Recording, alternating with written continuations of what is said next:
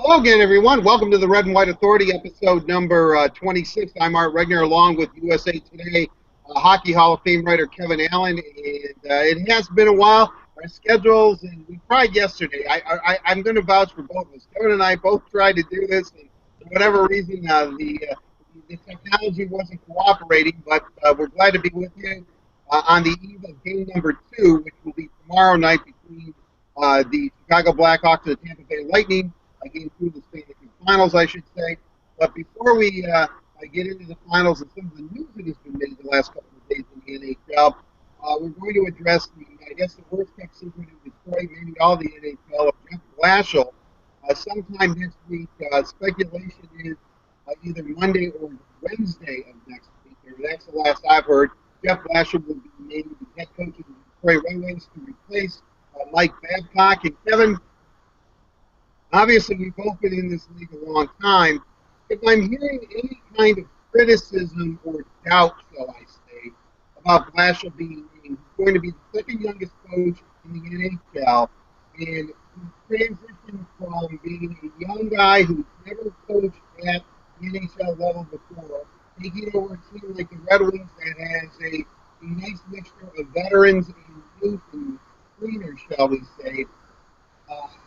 Is it going to be an easy transition for him, or do we have to take away the see attitude between, regardless of what his pedigree is and what his resume says, he wins at all levels, he's a great communicator. We really know how well he'll do in.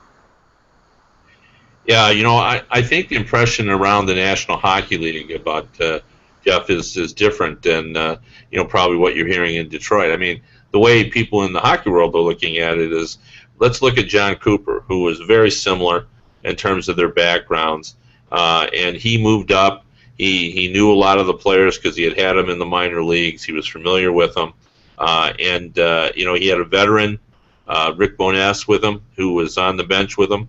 Just as I'm assuming Jeff will have Tony Granato with him. Now, I don't know that for sure, but I'm assuming that. And of course, Tony is a former, head coach, just like Rick Bowness in Tampa Bay is a guy that's been around the National Hockey League a very long period of time, 40 years.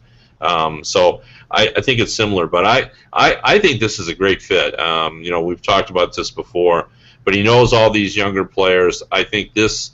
It's really an opportunity for a lot of the younger players who, maybe had already sort of established a reputation with Babcock, good or bad.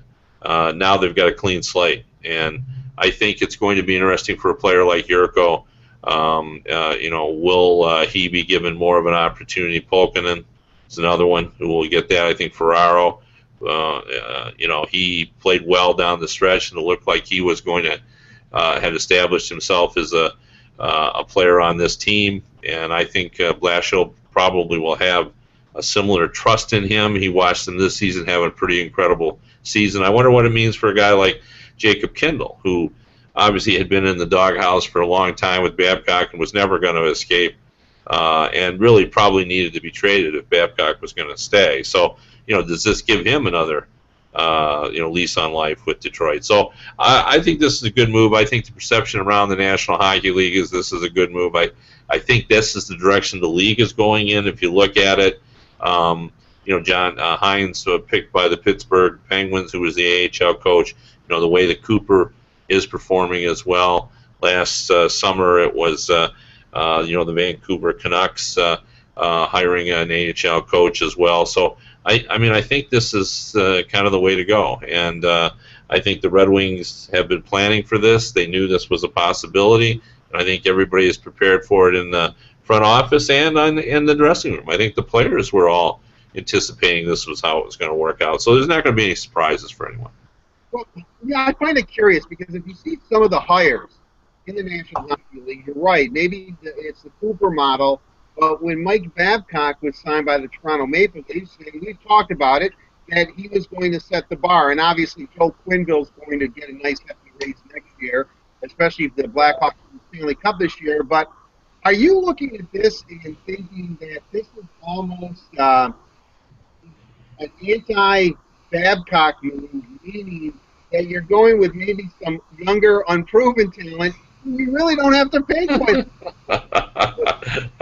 Yeah, that's a great thought. I would say this.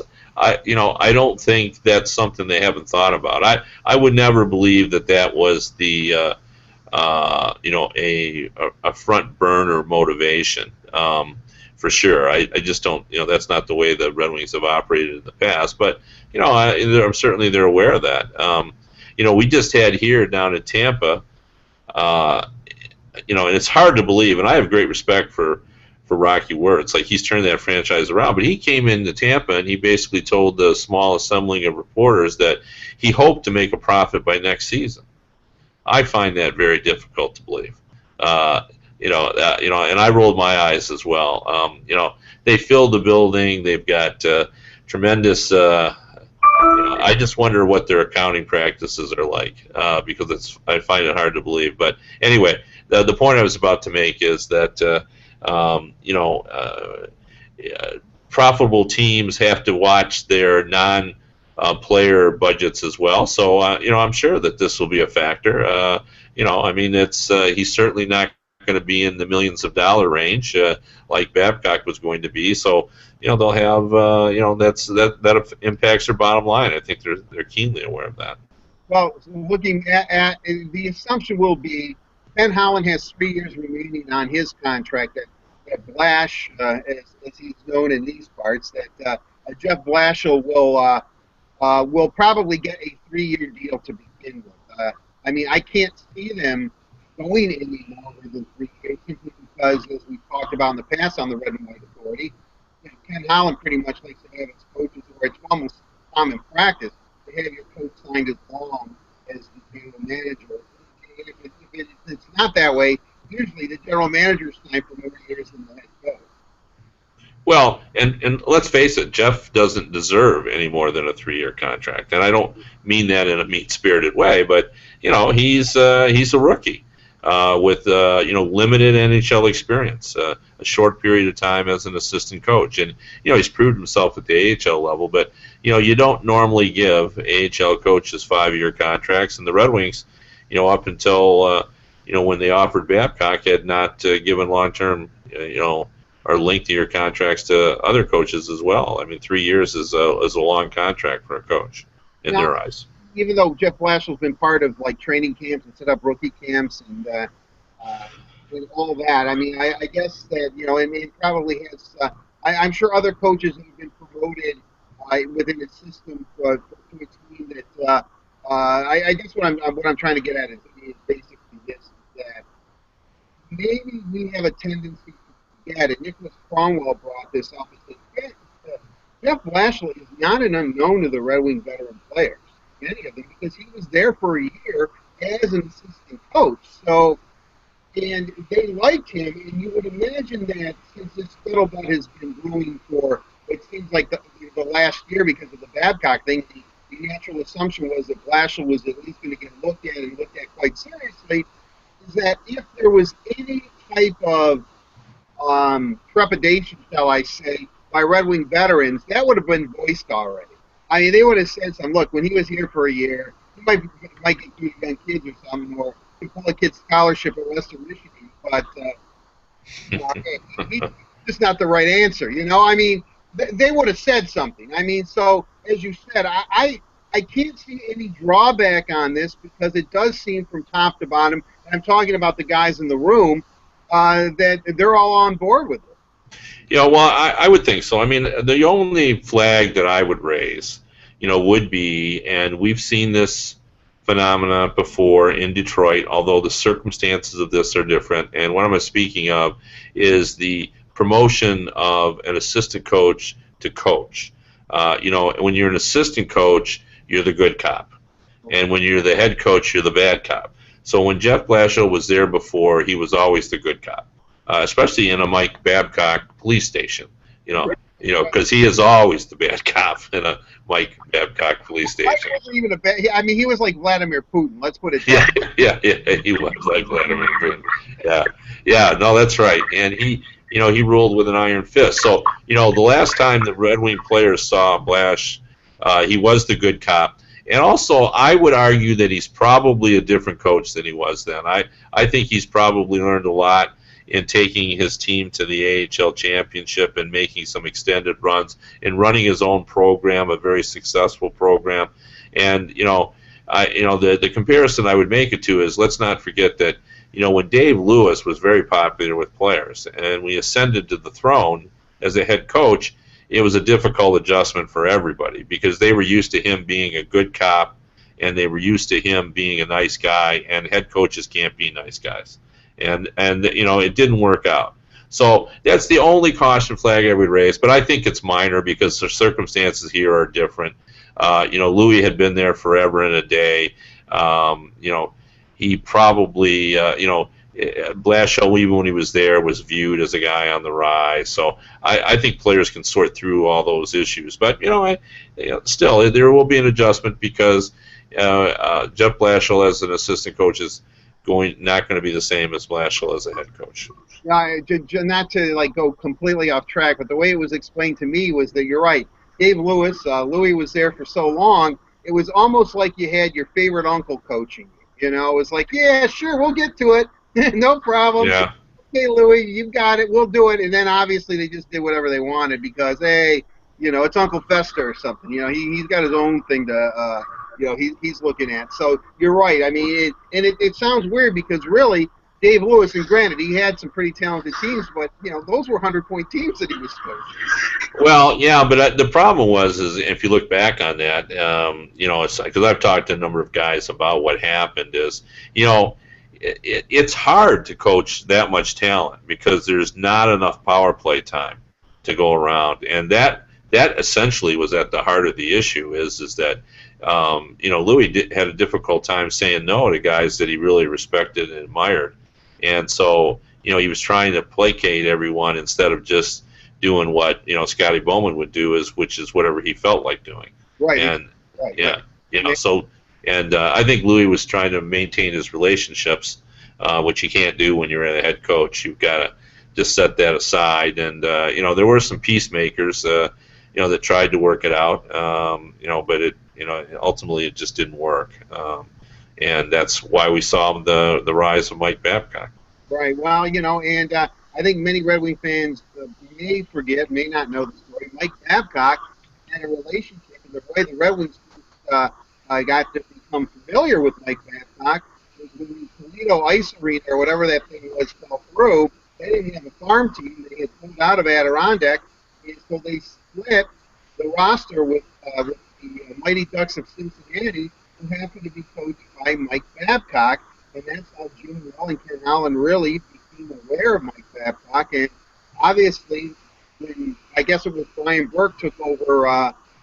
He took over Anaheim, right? Yes, he did. Yeah. And they weren't. I mean, Babcock. He wasn't given an extension, and Babcock had a year left, and Burke was going to honor that year, I think, just to see what he had, maybe. But Babcock, Detroit said, well, he wants more in the year, more security. I have no idea what happened between Babcock and Brian Burke. Maybe nothing. Maybe it was just time to leave. Who knows? But the Red Wings jumped all over that because of what he was able to do with some of their players and the way he handled himself and the way they got to know him in Cincinnati. So it's kind of a small world, and that, if it wasn't for the citizens of Lucas County, I think it was, turning down the millage or whatever for that arena, who knows if Mike Babcock would have ever been coach of the Red Wings. Yeah, I would say that I do know a little bit about that. The Ducks Babcock situation.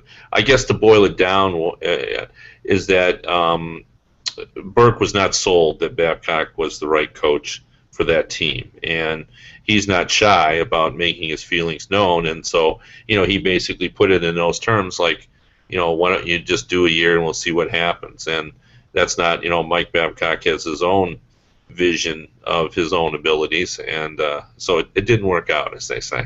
So.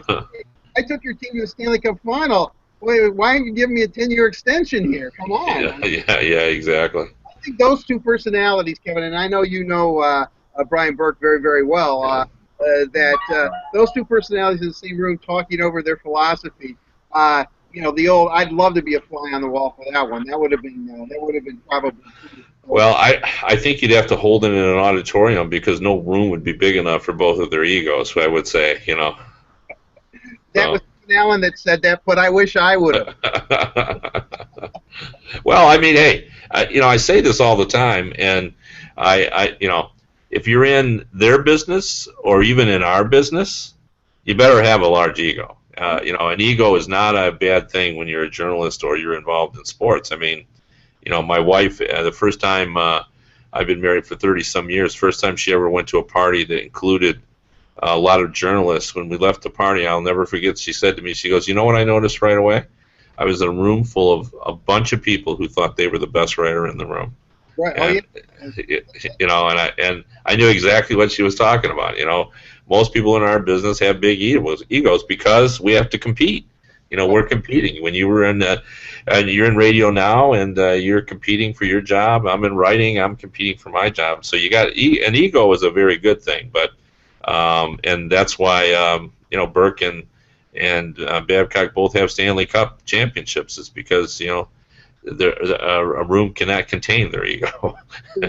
So, I couldn't agree more. I mean, I think you're absolutely right. But I think that I used to tell the players, you know, when I was, you know, traveling with the Wings and covering them, and really entrenched with that team a little bit more so than I am right now.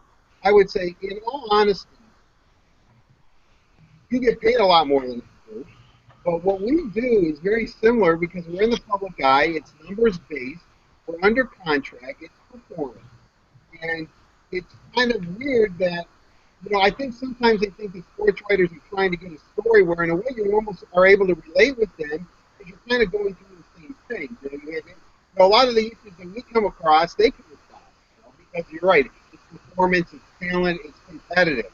And it's so funny now where several of these former players are now in the media side, and every one of them has come up to me and said, "I know exactly what you're talking about." I mean, you know, and I'm not trying to sit here and give you an insight or insight into what it's like to do what we do because I still believe that it's working for a living. But it's a, if you don't believe in yourself, then you're in the wrong business. yeah, no, I would agree, and everybody has probably had Mike Babcock for a boss at some point in time in their careers. You know, where, you know, there's always a boss that's you know, tougher than other bosses, and you know, that's why I think, you know, some of them could relate to, you know, what the Red Wings went through. I mean, we've all had in the course of our careers people who were very talented that were leading us, but it wasn't always easy, you know, working for them. So you can always kind of relate. And you know, the one thing I think fans have the most difficult time with, you know, they always say, well, you know, how could someone making that amount of money, you know, not perform at a higher level? Well, the money's not a fact. When you're out there competing, nobody is skating around thinking, you know, I'm making $8 million. You know, like the money is lost, except on the day. On your forehead, right? Yeah, yeah. You nobody thinks how much they're getting paid when they're in, you know, an NHL game. You know, it's you know, you remember that on the 15th and 30th when you get your paychecks, and they're much larger than everyone else's, but it doesn't enter into the equation, like, you know. And so you know, it just doesn't play into it, and I know fans want that to play into it, but it just doesn't. When looking at what's going to happen on early next week, middle, I think by Wednesday at the latest, Blashill will be named coach. You talked about a couple of players that, you know, like Jakob Kindle, whom at times has actually appeared to be kind of an offensive weapon, shall I say. I mean, he seems to have some of the tools that the Red Wings are looking for in a defenseman, which means he can get the puck out of his own end and make a good first pass and has some offensive ability. However, on the defensive side, there was so much pressure put on him that any mistake he made, the joke in the room was he's going to be banished to, you know, Mars or something. You know, first mistake he makes is going to be his last because he's never going to see the ice again. And so he was playing with some enormous amounts of pressure. Yurko, who Mike Babcock liked, though, Mike Babcock liked Yurko, although I think the criticism was, why is he sticking this guy who's highly skilled forward with size on the fourth line? I mean, why isn't he giving him the opportunity? I thought when Balkanen came here, Mike Babcock did give him the opportunity. And I guess what I'm trying to lead to is there's only so many spots on an NHL roster. There seems to be a glut of players.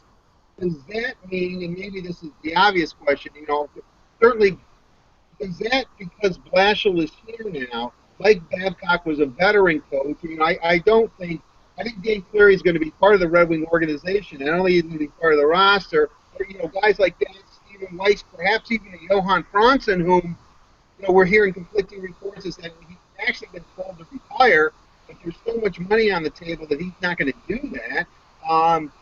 That with Blashill coming in and the veterans on this roster, they may have more to prove than some of these young guys that Blashill's familiar with and has won championships with, which is really kind of turning it all upside down when you think that most NHL coaches would much rather go with a veteran player because, hey, they make less mistakes, they're experienced, they know the league, and I have to win now. I mean, I know I'm all over the place on that, but I think you kind of understand what I'm saying.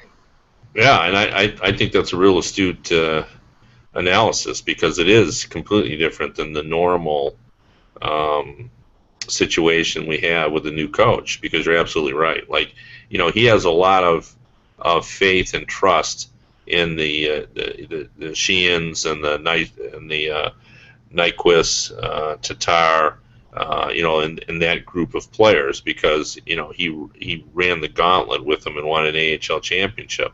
But all he knows about Zetterberg, because he's been focused on the AHL, is that he seems to be on the decline, and that and he knows that Datsuk has been hurt. I think that's interesting, and I hadn't given that much thought, but you're absolutely right about that because he's going to be looking. He knows where Sheehan and Tatar and Nyquist are at in their game, but he doesn't know where those other guys are. So he will be taking a look at them and trying to decide. And even a guy like Abdicator, he's going to have to make a judgment. Okay, was Abdicator just having a career year, or is this who he really is now? Is he a top line scorer who has bite? I mean, if he's that, that's a pretty valuable player to have. If he really is a 20-plus goal scorer and is a guy who can protect his teammates and be first in line when there's trouble, then he's even more valuable than he's been in the past. What's interesting about that is, I remember when the Olympic evaluation camps first came up, and I was involved as a reporter who was kind of embedded in the process. There was a lot of talk about Abdicator being a possible role player on that team. Ultimately, what hurt him is he was not a penalty killer. Like they made the decision that they did not want to play. They wanted those role players to be penalty killers as well, and he was not. So that sort of precluded him. But I thought it was fascinating to me only because, he was liked in Detroit, but he seemed to be loved around the league. Like his national persona seemed to be larger than his local persona. So it almost seems like the hockey world knew more that he was headed in this direction than the fans of Detroit did, would be my point. So. Well, it's funny because I used to tell people, when Justin Abdicator was at Michigan State, and I brought this up on previous Radio 140s too.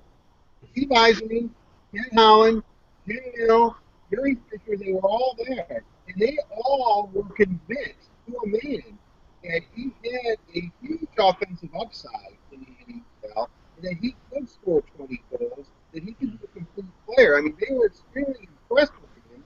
And people looked at me and said, "What do you mean, man? This guy's going to be, third, fourth line or best. He's just going to be a grinder." And I said, "I'm telling you right now."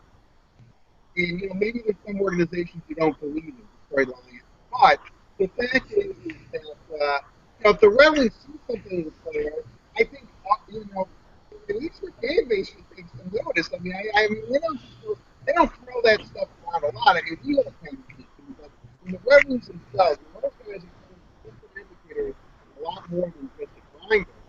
And obviously, come through. Another player that I wanted to talk about is that I believe when Jeff Blashill was the coach of Western Michigan, Luke Glendening was the captain.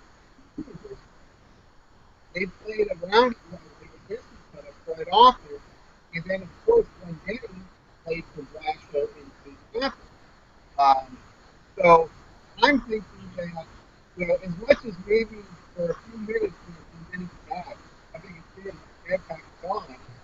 But then now, maybe the second biggest fan is so, so I guess what I'm leading to, and this is a little bit of an inside joke, and I know virtually everybody watched all 25 previous episodes, that I think Luke Van Denny's going to get 20 goals next season. But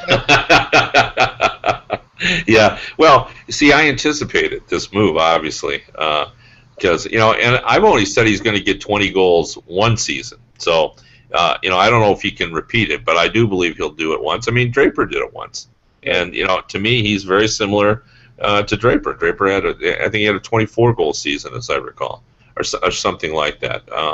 So, it is interesting. Now, what the other interesting thing about Blashill coming aboard is, and the timing of it is the arrival of Dylan Larkin. And the reason why I think that's interesting is because I've talked to someone who is, I'm trying to say, because this was an all off the record conversation, because as he said, it's not up to me to put pressure on Dylan Larkin. But this is a very well-known, knowledgeable hockey guy that I have seen in my travels during the playoffs, who has said that he has watched Dylan Larkin perform at the World Championships and has watched him play all this season. And he's convinced that Dylan Larkin can play and be a factor now.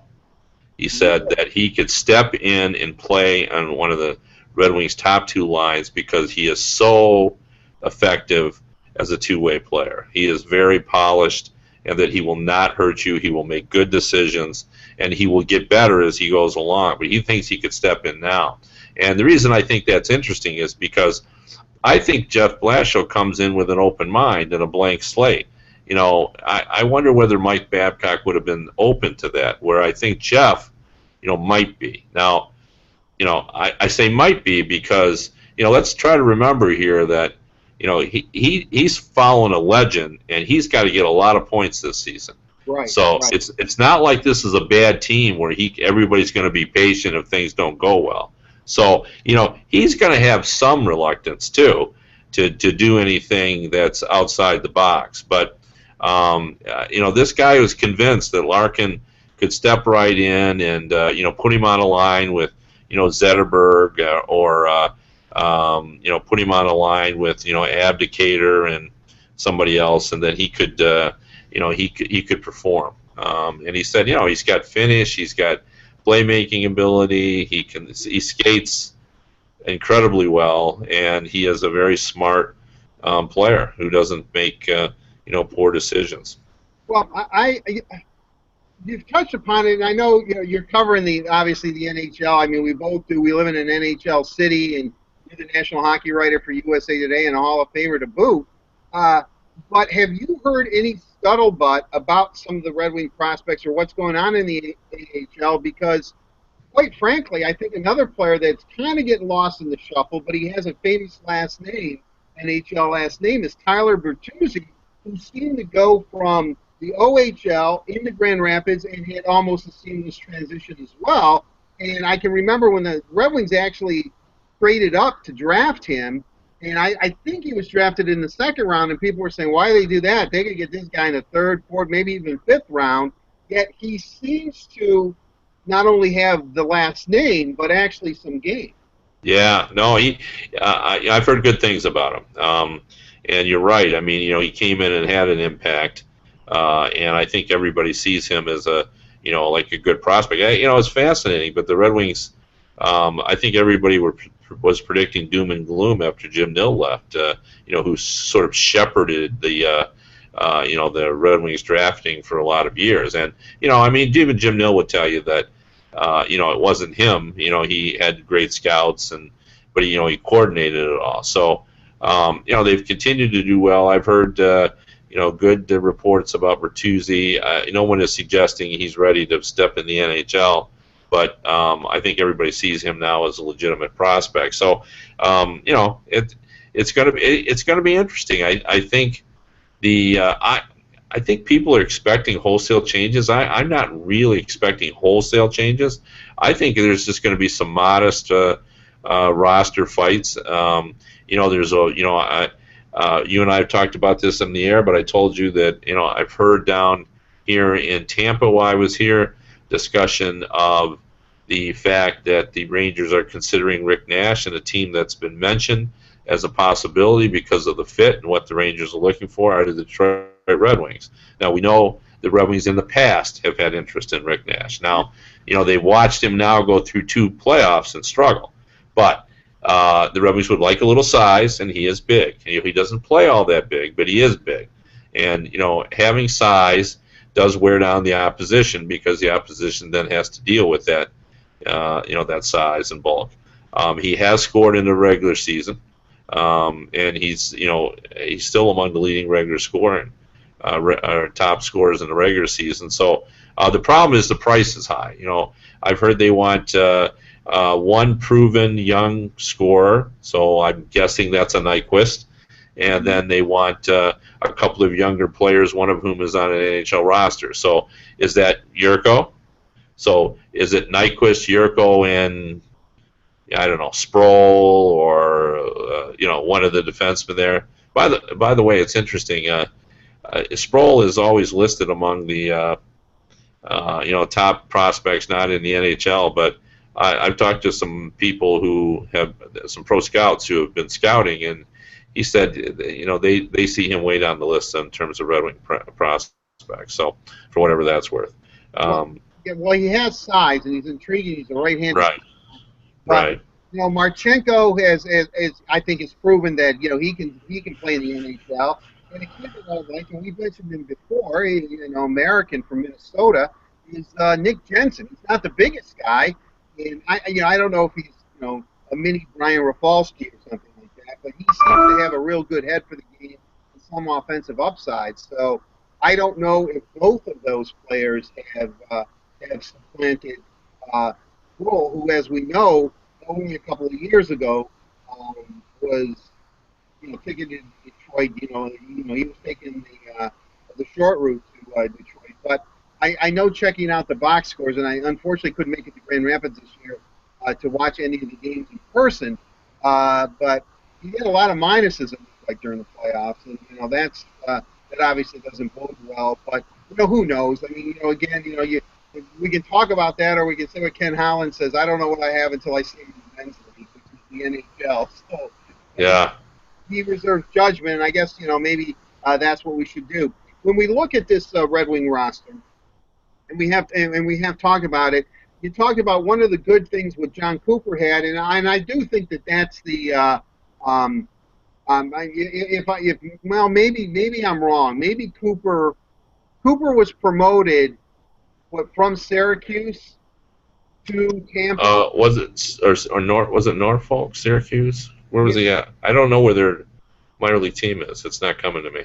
Right. Well, and he had Rick Bowness. I have heard, now again, this is our good buddies in the Canadian press, the Toronto guys. So who knows? This could be Mike Babcock feeding them more information and telling them what to write. But that Babcock is obviously taking Keller with him, and the new age video guy. I forget what his name was. I should know it, and I apologize. It's been a long week for me. I've been used to getting up at 7:30 or 6 o'clock before they test me. That's not good for me. But and I'm not making excuses. But Babcock wants Granato to go to Toronto, and he's seriously considering that. Have you heard that? Because I'm like you. I know the Red Wings covet Granato, and they would love him to be behind the bench with Jeff Blashill. Well, I have not heard that. I assumed that Granato would stay for 2 reasons. One is I thought the Red Wings would pay him well, and 2, he's an American. His brother is coaching in Ann Arbor, which is a plus for him. So I would assume if everything is equal, he would stay. Now, that's just my speculation because I haven't talked to Tony. I think he likes it here, and I think he likes having family here, and I know he's well respected by Ken Holland and by the players, and they could even sweeten it with an associate coach title. He's been a head coach at the NHL level. To be honest with you, and I know there are many people around the National Hockey League that said that Tony just is not going to be a head coach again. That ship has sailed, and he's better suited to be an assistant coach. But I think Tony would do a great job. I just don't think he was in the right situation in Colorado. So I would hope he would still get another shot somewhere. But I think he's a terrific assistant coach, and I think players really like playing for him. He's a real positive guy, and he really plays the good cop role extremely well because he's really a nice guy. I remember this is years ago. I reminded him of this. Of course, he didn't remember because he's probably been that nice to people his whole life. But in 1988, I went out to do a story on him after he started out great with the New York Rangers, and he and his wife lived out in Rye, New York. And I went out, took a cab out to their home, and sat and interviewed them. And he was part of the new American wave that was coming up. And when it was done, it was like 4 o'clock, which meant rush hour in New York. And I said, "Hey, could you call me a cab, or can I use your phone? Can I call a cab?" And he goes, "You're going to take a cab to LaGuardia?" And I said, "Well, yeah, that was my plan." He goes, "Oh, no, you can't do that." He says, "I'll drive you." So in rush hour, he drove a journalist to the airport. And, I didn't even know him all that well. Him and his wife both, they got in the car, drove me there. It must have taken them 3 hours because it took us an hour and a half to get there. And I've never forgotten that. It was just a random act of kindness where, he just didn't want to see me climb in a cab, and, he took me there. So I've never forgotten that. And I've had a relationship with him ever since then. And he's just one of the really true gentlemen of hockey. So. Well, my dealings with him, which have been limited, he always seems to be a very affable person and very accommodating and, pretty upbeat. Who he kind of reminds me of, who I did have a really good relationship when he was here, and I guess secretly, if Blash wasn't going to work out, I was hoping it was going to be the Red Wing next coach if Mike Babcock left, is Todd McClellan. Yeah. Real decent guy. I could see where maybe finally, and I don't want to cast aspersions on the last Edmonton coach or anything, because I think he got the most he could out of him when he took over. That was kind of a bad situation. But I could actually see Todd McClellan, because of the person he is, not only because he's an excellent coach, actually get through, and maybe finally, I guess they can get a goalie or somehow, the Oilers could probably turn it around, and he would be a big reason why. Of course, Connor McDavid too, but I'm just saying that Todd McClellan is a complete package. Well, I would agree with that. Let me back up a little bit and just say, I'll tell you who Tony Granato reminds me of is his brother-in-law, Ray Ferraro, who's married to Cammie Granato, who's Tony's sister, as everyone knows. But, it was just hilarious because, I think Cammie and Tony are tight, and she ended up getting a husband who has a lot of the same traits that Tony has. Ray Ferraro was a terrific hockey player and got the most out of his talent, just as Tony did.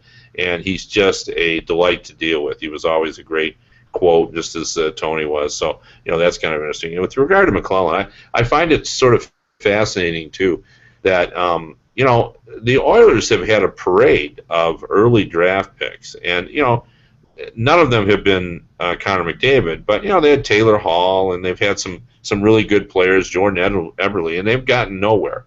And it's for a city with incredible hockey tradition, they've been down about hockey for a lot of years. But the excitement level that they now have, like Connor McDavid, has just changed everything. And, to be able to, like Todd McClellan was a hot property in the marketplace. He was the guy that everybody wanted if they couldn't get Babcock. And for the Oilers to grab him, I think that just sort of changed the attitude in Edmonton, because it was a real sign. If McClellan is willing to come here, we must really got something going here. And I think all that is true. I think McClellan looks at that lineup and said, hey, when you got Taylor Hall and Eberle and Yakupov, yeah, that's okay. But when you add Connor McDavid to it, well, now you got something going. So I'm kind of bullish on that organization too, just as I am the Buffalo Sabres. Right. Well, we'll see. I mean, you're right. I mean, I think every hockey fan is either maybe a lot of them are disappointed that Edmonton got another number one pick, but that Connor McDavid is so good. It's like when the Lions drafted Barry Sanders. You can't screw it up. You know, there's no Yeah. way they can screw that up. And McDavid seems to be that type of player. So I don't know of anybody that I've talked to, and and obviously we know a lot of people like hockey. Um, they're all looking forward to seeing the Oilers next year because of Connor McDavid. Yeah, you got your A game going today, all right? Because the Barry Sanders is a good analogy because that really is that's exactly the way it is. When you got Barry Sanders, it just changed everything in Detroit. Right. Yeah, and the same is true in McDavid. But here's the thing: what a lot of people aren't talking about it's the same thing in Buffalo with Eichel. No one seems to grasp this, but Eichel played on the top line for America at the World Championships, and he hasn't been drafted yet. So when an NHL coach, Todd Richards of the Columbus Blue Jackets, looked at his roster and sorted out who was going to play where, he put the 18-year-old kid in at center because he's Eichel, and he made plays. He didn't have the same point totals as everyone else, but I watched enough of that game on television. You could see. I mean, he certainly did not look 18. So if he looks 25 or 26 when he's 18, when he's 21 or 22, he's going to look like he's in his prime. So, I think Eichel's going to compete for the scoring championship. I think he's going to be a phenomenal player in 2018. If the Americans go to the Olympic Games, which now seems a little up in the air, I would say Eichel's going to be the number one center on that team. I would say Tyler Johnson will be the number 2 center, and Kessler will be the number 3 center, if I had to project right now for 2018. And not to leave the Red Wing fans out, and Dylan Larkin will be there somewhere, right? Oh, for sure, he'll play, for sure. I just wanted, I think every time we talk about the young prospects, if we don't mention Dylan Larkin, it's But we might as well just get this out of the way. Dion Phaneuf, all right? So yeah. Well, I want to say that I did get an email from one of my readers who wanted to know whether Dylan Larkin was my son, and just because he says you seem to like him quite a lot, and I do. I do like the kid a lot, but he's a talented hockey player and he's a fine human being, and I'm sure he'll cure cancer as well when he gets here to Detroit. So. Well, certainly, I'm sure that he'll go back to Michigan, and maybe he'll go. I don't know if Michigan has the old accelerated medical school program Iniflex still. Of course, many of those kids never slept and were as stressed out as any college students I've ever seen. But doggone it, they're doctors today. Right. But with that being said, let's look at the Red Wing roster from the standpoint of how many changes can they make when they have a bloated roster. They have a new coach coming in who's comfortable with the young guys, but they're a loyal organization, as we know. You can look no further than Daniel Cleary. And I'm not trying to make him a whipping boy. Dan Cleary's a great guy. He's helped me out on several stories. I mean, he is not, hey, we all get old, I guess. But my point being is that I guess if there's a move to be made, they're going to make the move. I get that, but how many moves can they make when they seem to have? I can see Blashill sitting down and saying, "Look, I believe in Marchenko. I believe that Nick Benson, or I believe that such and such is ready to go or ready to play. I want to give them that opportunity. I'm comfortable with them. So by bringing Jeff Blashill in, do you think that even limits what Detroit might do just because he has a feel and a sense for their prospects more so than maybe anybody else in the organization, at least their top ones, because their top ones were all in Grand Rapids? Another astute point. Yeah, if this is a buy or sell, I'm buying on that. I think you are right. I mean, he does have the best handle on it, even more so than the guys who are doing player development for the Red Wings, because he lived with these guys essentially every day. He saw them in practice. He saw them in the room. He had private meetings with them. He knows where their head's at, in addition to where their game is at. So, I would agree with that. But I think it's a fascinating question. It's like, how many changes can they make? So let's kind of go over this, kind of line by line. Well, who's vulnerable? Well, Cleary for sure is vulnerable, and I agree with your assessment of him. He was, but that's the problem. He was a really good player. He was a valuable player because he could slide from the top line all the way down to the fourth line. He could play, that position. Now that position, to me, should be filled by Ferraro, who is that kind of player. He's a player who looks great on the fourth line, but in a pinch, he scored some goals at the minor league level. He can skate, kind of like Patrick Eaves. Eaves was that kind of player too. He could slide up and down the lines, and was not really a top six forward, just as probably Ferraro is not a top six forward, but he can fill that role. And who knows? I mean, maybe Ferraro could play a second line role. I mean, he's somewhere in the 2-3 probably area, and he's probably overqualified to play 4. But boy, he looks good when he plays down there. We've got, and Yurko's probably, if he had a poor training camp, would they trade him? It's possible. So now we got a couple of spots. Though, remember, I mean, Pulkkinen either makes the roster or they're going to trade him. Right. You're going to lose him. Right. So, there's going to be some decisions there. I mean, Franzen's spot, he could be on the long-term IR. Like, he could be like Mark Savard is on the Boston, where, he's still on his contract's still there. He's still getting paid, but he's not really part of the situation. That's a possibility as well. And then on defense, I guess Brendan Smith is vulnerable, I would have to say. I would say, other than that, Quincy's not going anywhere. Maybe, I guess Kindle's still vulnerable, even though maybe he just needs to have a change of address. I don't see Lashoff being. I see the guys coming up being better than him.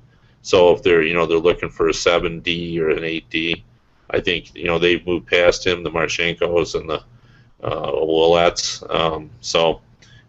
But you're right. I mean, there's a lot of guys entrenched, so it would be hard to move out. I mean, unless they make a trade. Are they willing to make a bold trade? Are they willing to trade a Eriksson, for example, or would they? I know that would make you happy, but only if they improve their defense. So. Well, yeah. I've already looked at online at some of the needs that the Red Wings, what they're shopping for, and they all say the same thing: a top 4 defenseman and a top 6 forward. You need a scoring forward, and I'm thinking to myself, I think if you were to sit down with Jeff Blashill, and obviously he has to see what he has when he gets to the training camp. I'm thinking that he could almost sell you on the fact that I think we already have that forward and that defenseman already on our roster. They might not be on the Detroit roster, but they're part of our organization. And I think it's going to be fascinating when he takes over and what he really thinks about, because Ken Holland is the first one to tell you, when it comes to the minor leagues, and no offense, fellas out there, the Griffins and the Toledo Walleye and all that, he has no idea what you do. I mean, he hears reports, and he might come down and watch you play, but overall, Ken Holland is kind of oblivious to that, and he really does rely on people, and that's what a good person does. I mean, at work, you put these people in this position to report back to you because you obviously have other things that you have to do. So, looking at it, from that aspect, and I keep trying to tell people this, I'm not so sure the Oilers are going to do too much, unless, of course, Mike Green becomes, is an unrestricted free agent, and he has interest in Detroit, and Detroit has interest in him, then obviously it's the philosophy that Ken Holland will always tell you, if we can make a move that makes the Detroit Red Wings better, we're going to make that move. I'm just wondering if Jeff Blashill can say, I can make the Detroit Red Wings better, and we don't have to do much at all. Yeah, well, and let's boil this down a little bit further, and let's feel the pain of this, because now this is going to be a little a painful conversation to have, because I think we all like this guy that I'm about to talk about. But what nobody says in Detroit, but what everybody knows is the Red Wings do not have a number one defenseman. Like, Cronwell is really a second pairing defenseman, and he's been a loyal, hard-working, had an excellent season last season. But let's compare him to what's going on in the Eastern Conference. The number one defenseman in Tampa, Victor Hedman. Right. No comparison. Yeah. Subban in Montreal. Ryan McDonough in New York Rangers. In Boston, they get Zina Chara, who's over the hill, but still is a pretty intimidating presence. Right. If he's healthy, who knows what he can do. Yeah, exactly. And even they're in the Western Conference, but locally, Duncan Keith in Chicago, St. Louis has, Pietrangelo, Shattenkirk, and Cronwell's a really good defenseman. But like, if he was the number two defenseman or in the second pairing, like if the first pairing of Detroit was the second pairing, the Red Wings would be a much better team for sure. And I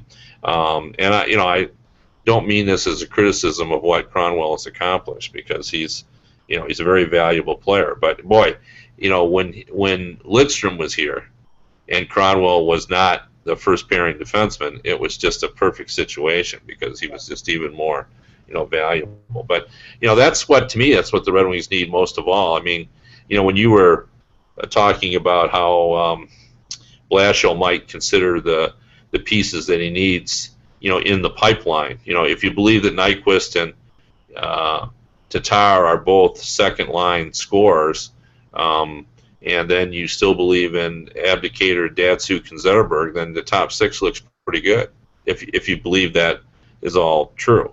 But it's hard to make a case that the Red Wings have anybody coming up that's, in fact, they don't, that could be a number one defenseman. They're going to have to actually acquire that somehow. Right. And that leads us to Dion Phaneuf. Right. All those lead to Phaneuf if you're in Detroit. I mean, he doesn't mind coming here. So. By the way, we joke about this, folks, but I don't think either one of us thinks this is going to happen. But it's always fun to talk about. He's our, like you said, the old "you bet your life" or whatever the Groucho Marx thing was. Anytime we see Dion Phaneuf, that duck or whatever it was should fall from the ceiling. But when you look at it, I mean, obviously Green would be somebody that they would like to have. And I guess we're talking about, I mean, Blashill also, I guess, it's not, it's not inconceivable, I guess is the word I'm looking for, where he could come in and say, yeah, well, hey, if we can get something for Nyquist, you know what I mean? He knows their words too. He can actually say that is, look, Brendan Smith, I don't care what any of you say, I know that that kid's a player. I know that I can turn his game around. This so and so here, I think Johnny's done. Let's see what we can do. Let's move out some of these people and try to acquire assets. That's why I think it's really going to be really fascinating to see how this unfolds this offseason. Free agency, who knows what the Red Wings are going to do? I mean, I think that a lot of people are kind of curious because they've been so together for so long that this management team, this core group, that even though Jeff Blashill is a part of it, it could be entirely different. We could see. I guess what I'm saying is I'm really keen to anticipate what the final roster is going to look like. Yeah, it is hard to predict. I don't think I guess we've talked about a lot of possibilities here, and if I had to guess, I would guess we're going to see one new defenseman from outside the organization. I don't know who that will be. There's not a lot of options. If you don't get Green, I'm not sure. And Paul Martin is out there. I think he's kind of interesting. He's he's dependable. He's played against top players his whole career. Maybe that's the way to go.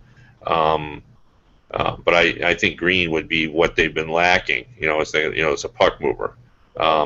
I don't think there's going to be a lot of changes up front. Maybe they'll look at the Nash thing, but I think the price sounds like it's going to be high, and I think there'll be a lot of bidders.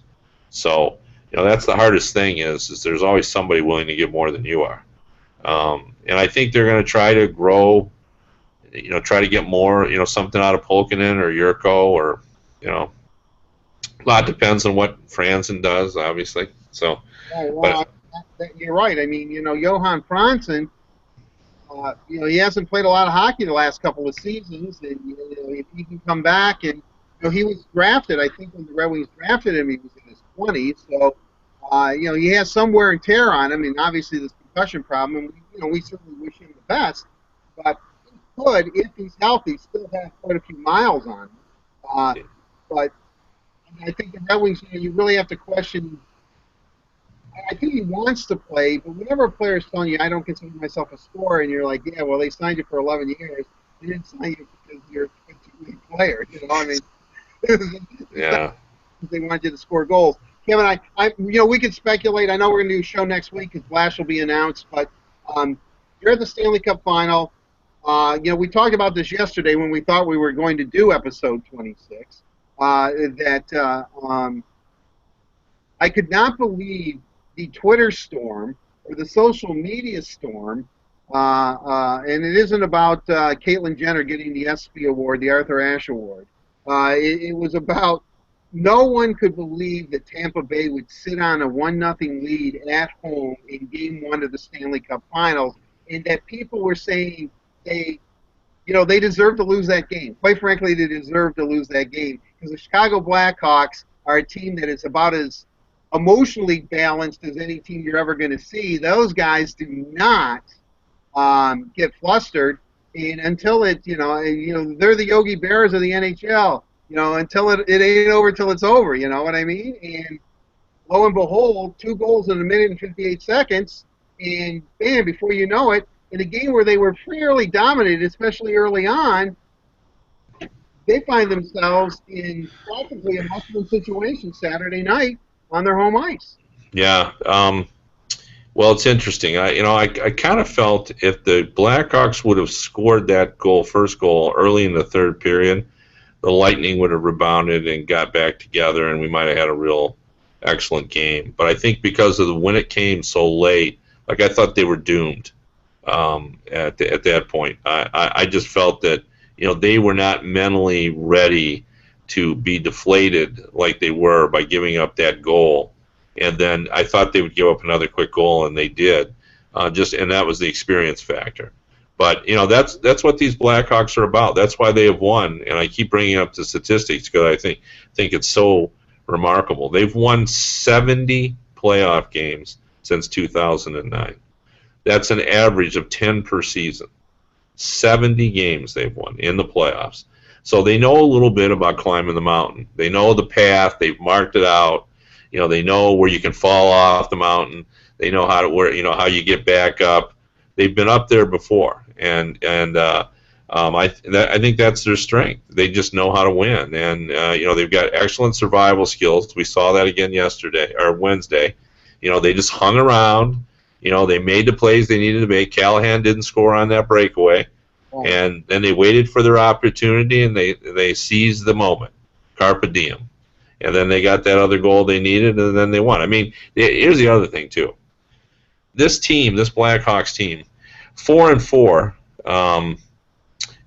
when they're going to the third period trailing. That's a remarkable record. Usually you're 1-7 or 2-6, and this is the playoffs, and they're 4-4. They have a winning record when Patrick Kane doesn't have a point, and they have a winning record when Jonathan Toews doesn't have a point. The 2 guys who scored the goals in that Game 1 victory were healthy scratches last week. That's how deep this team is. They don't need their top performers to carry them, and that's the difference between the Lightning. The Lightning, the last 22 goals they've scored 21 have come from their top 6 forwards. Nobody in the third and fourth line is putting the puck in the net. I looked it up. The Blackhawks have, I think, 10 goals from the third and fourth line. And I think that's the difference. The Chicago, they're very much a team. They have a lot of depth. Guys on the third and fourth line. Patrick Sharp's on their third line. And he's a pretty valuable player. Vermette and Teravainen. This Teravainen kid. I want Detroit fans to watch him and see if he doesn't remind you of Igor Larionov. Right. That's who he reminds me of. Igor Larionov, sort of a slight player who seems to be able to hold on to the puck for a lengthy period of time, and and uses that to let traffic sort of move past him, and then he finds an opening. So, it was a very impressive win by the Blackhawks. Well, it certainly was an impressive win, and Tampa, they're no slouch. I mean, they certainly have the capability of going back and winning Game 2 and maybe still winning the Stanley Cup. But with that said, and you kind of shot it out of the water, I know that they're as much as I think Duncan is a great defenseman, and Jonathan Toews, Stevie Yzerman says he's a much better player than I ever was, and I don't know if Steve kind of gets out of his head. I'm sure he truly believes that. But my point being is that it seems that whenever the Blackhawks need a spark and need to get going, Patrick Kane's the guy that gets it going. I mean, is that just the nature of the player he is? Because he's so crafty, he's so speedy, he's thinking 100 miles an hour or something. Because I know every time when we need something to go, and I'm not saying he scores every time, he seems to be the catalyst that gets them moving. Yeah, well, he's money. Like, with all due respect to Tyler Johnson, and I think the Red Wing fans know what he can do.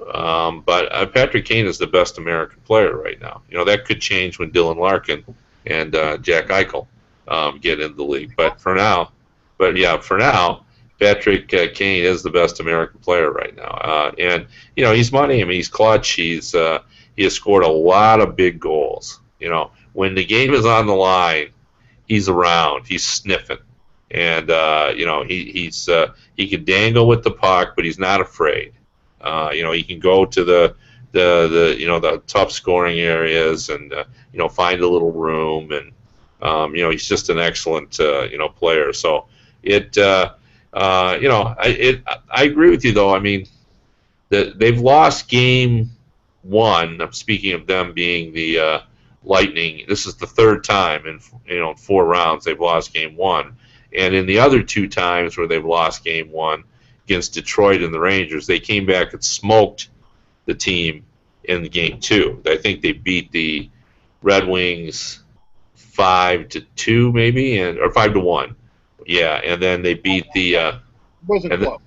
And then they beat the Rangers 6-2 in Game 2. So they've come back with vengeance.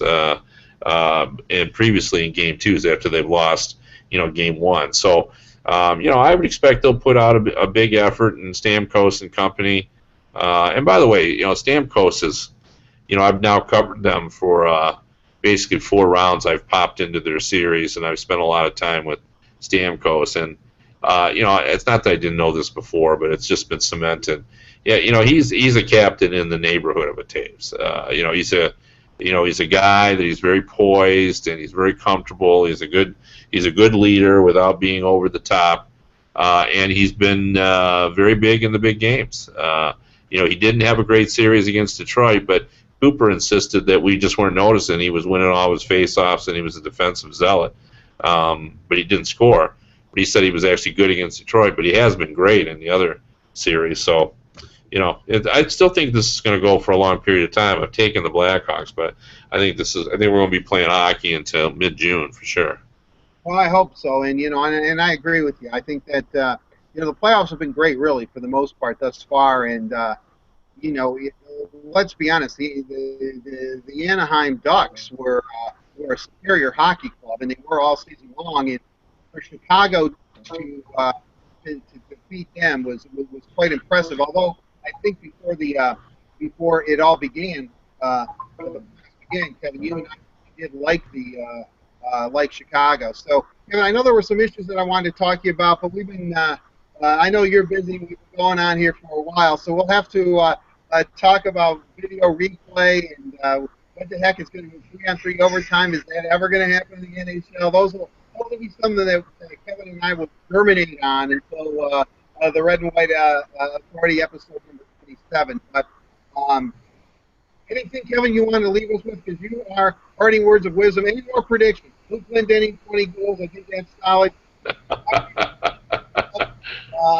Dylan Larkin has been really kind of the star of the show. As a matter of fact, I should get a fat head of Dylan Larkin and put him up on the wall behind us. They're only down the street here in Livonia. So, from that aspect, you were caught in a rainstorm. Yeah.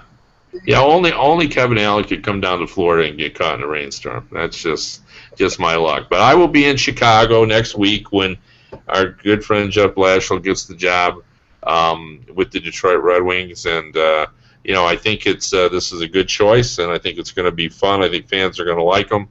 I do think he's very similar to John Cooper, this is everybody. This is a job of a lifetime, a dream job for him. But boy, this is tough. This is tough sledding for him. I don't think people realize that you got to follow Mike Babcock and the success that the Red Wings have. He's under tremendous pressure. Tremendous pressure. There's no other coach who's facing more pressure than Blashill. And I say that because, Babcock, there's no pressure there. The team's horrible. McClellan, they've been so bad. Whatever he does is going to be good. Bosma, he's got nowhere to go but up. The Devils are a disaster, and they got no scoring. So Hines takes over that team. No pressure there. What's Blashill got? He's got a team that's made the playoffs since the Millard Fillmore regime, or close to it. Right. It's that's tough sledding, Right, the last time the Red Wings didn't make the playoffs, Moby Dick was a minnow, you know what I mean? Yeah, exactly. It's been a long time, you're absolutely right. Well, on that note, ladies and gentlemen, enjoy Saturday's Game 2, and that will do it for this edition of the Red and White Authority, episode 26. 27 will be coming at you, I would imagine, sometime in the middle or late next week. We'll let Blashill get officially announced as the Red Wing coach, and who knows, maybe I can talk him into being part of the show. You never know. If I can, I know Kevin can. Kevin Allen, I'm Art Regner. Have a safe and pleasant one, everyone. Enjoy all the hockey, enjoy sports, enjoy the weekend. We'll see you. Bye-bye.